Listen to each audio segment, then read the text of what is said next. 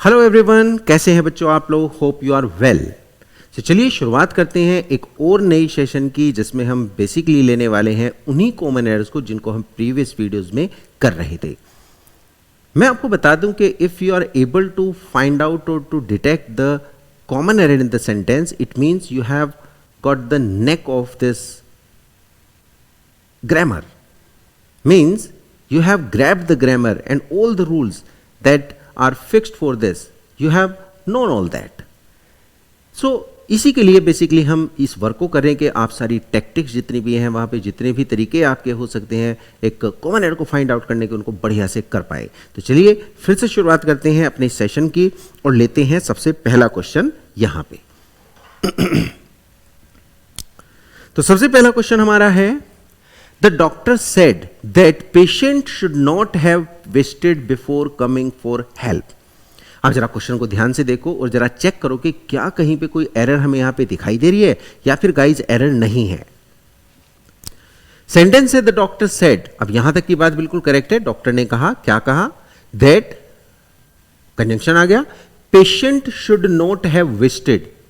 अब इसमें ऐसा लगता है कुछ छूट गया है, तो गाइज यहां पे छूट गया 100% टाइम होना चाहिए। ये कुछ मिसप्रिंट हो गया होगा, बाकी ये टाइम यहां पे है। Doctor said that patient should not have wasted time before coming for help. हमने कहा बिल्कुल ठीक है, लेकिन एक सबसे बड़ी गलती यहां पे क्या हो रही है कि गाइज जब हम एक पेशेंट को शो कर रहे हैं, भाई पूरी बात किसके लिए? पेशेंट के। तो पेशेंट को तो हमने पर्टिकुलराइज किया ही नहीं, हमने उसके पीछे आर्टिकल द नहीं लगाया। तो रूल ये कहता है कि दैट द पेशेंट, ये हमारी कहानी बनेगी। बिकॉज हम पूरी की पूरी बात को पूरे सेंटेंस में हम किसको बेसिकली पर्टिकुलराइज कर रहे हैं, हम किसको फोकस्ड कर रहे हैं? It is the patient. हम क्या बोलेंगे? The doctor said that the patient should not have wasted time before coming for help. तो आंसर हमारा बी बन जाएगा। जरा देखते हैं अगले क्वेश्चन को। In my youth I use to visit Sharma's and Chawla's company. क्या इस सेंटेंस में आपको कोई गलती दिखाई दे रही है? अगर दे रही है तो आप फाइंड आउट करें। आपके पास है 10 सेकेंड्स। क्या हमारे फर्स्ट पार्ट में एरर है? आई यूज टू, बी विजिट, या फिर शर्माज एंड चावलाज कंपनी? और अगर इसमें कोई भी एरर नहीं है तो हम आंसर यहां पे क्या रखेंगे? 100% डी रखेंगे। गाइस बहुत ध्यान से देखो। In my youth I use to, past की एक हैबिट को जो अब नहीं है, क्या विजिट करता था? कहां पे? Sharma's and Chawla's company. अब बच्चों कंपनी तो एक ही है, वो शर्मा की भी है और भाई चावला की भी है। इसका मीन्स क्या बना कि इस पर्टिकुलर फेज में हम एक चीज देख पा रहे हैं कि यहां पे जॉइंट पोजीशन की बात की गई है। किसकी बात की गई है? जॉइंट पोजीशन, जिसको हम कहते हैं बच्चों संयुक्त अधिकार। संयुक्त अधिकार। जैसे मतलब मैं कह दूं आपको राम एंड सीताज फादर, तो मैं ये नहीं कहूंगा राम्स एंड सीताज फादर। हिंदी में भी कैसे बोलेंगे? राम और सीता के फादर, ना कि राम के और सीता के फादर। इसका मीन्स ये बना कि भाई अगर हम एपोस्ट्रोफी को यूज करते हैं जॉइंट पोजीशन में, तो हमें सिर्फ एक के साथ यूज करना है। तो हम इसको बनाएंगे शर्मा एंड चावलाज कंपनी, शर्मा और चावला की कंपनी, ना कि शर्मा की और चावला की। वो बात गलत हो जाएगी। सो रूल ये कहता है कि जॉइंट पोजीशन में ओनली वन के साथ एपोस्ट्रोफी का यूज करेंगे। ठीक है जी। तो आंसर हमारा यहां पे क्या बन जाएगा? It would be C. So apostrophe का हम केस देख सकते हैं, एपोस्ट्रोफी को हम कैसे कैसे कहां कहां पे यूज करते हैं। दूसरी बात एक बहुत इंपॉर्टेंट है कि एपोस्ट्रोफी एस का यूज, यानी पोजीशन दिखाने का इसका यूज, जो कि पंक्चुएशन है, हम बेसिकली किस में करते हैं? लिविंग बीइंग के साथ। हम नॉन लिविंग के साथ करते ही नहीं है। जैसे यहां पे कौन है? Sharma and Chawla, living being है। अगला क्वेश्चन है, as he stood below the shower, जैसे ही वो शावर के नीचे खड़ा हुआ, the sharp jets of ice cold water revived his spirit. तो ऐसा लगता है बच्चों कि जैसे हम यहां जैसे सेंटेंस में दिखाया गया कि जैसे ही मैं खड़ा हुआ शावर के नीचे, शार्प जेट्स बच्चों काहे कहते हैं? आइस कोल्ड वाटर के, रिवाइव्ड हिज स्प्रिट, उसकी स्प्रिट को। अब देखो यहां पे जो वर्ड है स्प्रिट, बाकी तो सब सही दिख रहा है। As he stood the sharp jets of ice cold water revived his spirit. ये जो बच्चों स्प्रिट है, इस स्प्रिट का जो मीन्स बनता है वो बनता है हमारी सोल, आत्मा। कहते हैं ना आत्मा हमारी। लेकिन बच्चों अगर यहीं पे मैं वर्ड यूज करूं स्प्रिट्स, तो स्प्रिट्स का मीन्स होता है हमारा मूड, है ना, हमारा मूड। अब मुझे ये बताओ कि अगर मैं शावर के नीचे खड़ा होता हूं, शार्प जेट्स जिसमें आइस कोल्ड के हैं वाटर के, वो रिवाइव मेरी सोल को करेंगे बच्चों या फिर मेरे मूड को रिवाइव करेंगे? तो 100% मूड को। तो यहां पे स्प्रिट करेक्ट नहीं है, बल्कि क्या होना चाहिए? We must use here spirits. क्या बन जाएगा इसमें? ये। तो आंसर हमारा क्या जाएगा? आंसर वुड बी सी, यानी कि सी पार्ट में ही हम यहां पे एरर को डिटेक्ट कर पा रहे हैं। आते हैं अगले क्वेश्चन पे। Many a person have lost their life and all property in the riots।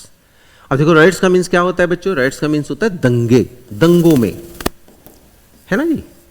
यानी दंगों में बहुत सारे लोगों ने अपनी लाइफ और प्रॉपर्टी खो दी।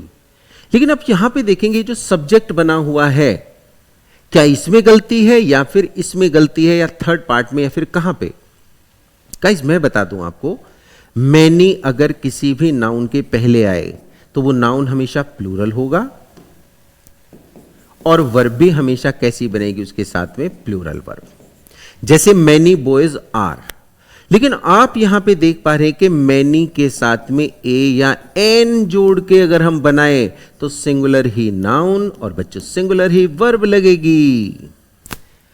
अब यहां पे क्या लिखा है? Many a person. अब देखो पर्सन्स नहीं है, पर्सन है, बिल्कुल ठीक है। मैनी अ पर्सन, मीनिंग वो उसी का देगा, प्लूरल का ही। हैज, तो हम इसके साथ में कभी भी हैव का यूज नहीं करेंगे, बल्कि किसका यूज करेंगे? हैज का। Many an idea is, many a person is, या हैज। तो गलती हमारी कहां पे बन गई? पार्ट बी में, जिसमें हैव हटा के हमें हैज लगाना होगा। अगले क्वेश्चन को देखते हैं और देखते हैं क्या है इसमें। The number of tourist is expected to rise from 7 to 10% in the next 10 years। बच्चों जरा ध्यान से देखो, क्या किसी पार्ट में आपको एरर यहां पे दिख रही है या फिर नहीं दिख रही है? तीनों पार्ट को चेक करेंगे, चारों पार्ट को। The number of tourist is expected to rise, है ना, बढ़ने की आशंका है, एक्सपेक्टेशन है, आशा है, फ्रॉम 7 to 10%। अब बच्चों जब मैं यहां पे कहता हूं फ्रॉम 7 to 10%, ये बिल्कुल गलत है। That's not a correct expression.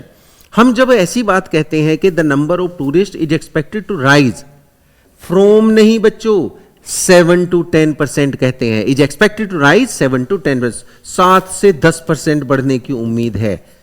ये नहीं कहते कि फ्रॉम 7 to, ये ऐसा लगता है जैसे किसी हम टाइम को शो कर रहे हैं। सी आंसर बनेगा। फ्रॉम यहां पे हमें ड्रॉप करना होगा, और इसे ड्रॉप करने के बाद में हमारा सेंटेंस कैसा हो जाएगा? That would be totally correct. तो आंसर हमारा क्या बना? सी। नेक्स्ट क्वेश्चन है, being that my car is getting its annual checkup, I will not be able to pick you up tomorrow morning. यानी भाई मेरी गाड़ी का जो क्या हो रहा है वो एनुअल चेकअप है, तो ऑब्वियसली मैं आपको पिकअप कल मॉर्निंग में नहीं कर पाऊंगा। लेकिन ऊपर वाले में जो दिया गया है भाई, ये तो बात हमने कह दिया, I will not be able to, result बता दिया। कारण उसका क्या है?